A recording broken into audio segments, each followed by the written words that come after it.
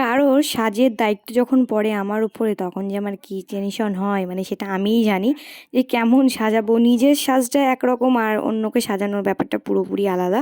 তো দেখো একে আমি সাজিয়েছি খুব সুন্দর করে।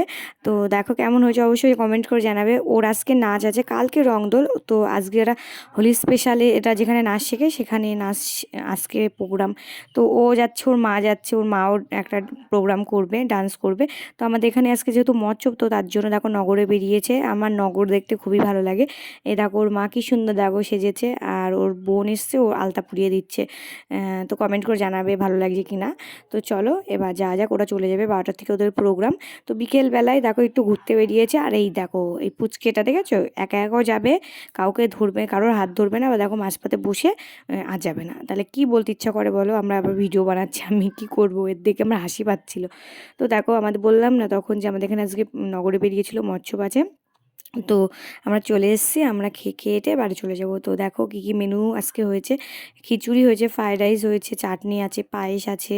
তো চলো খেয়ে বাড়ি চলে যাই। তো আজকের মতো টাটা।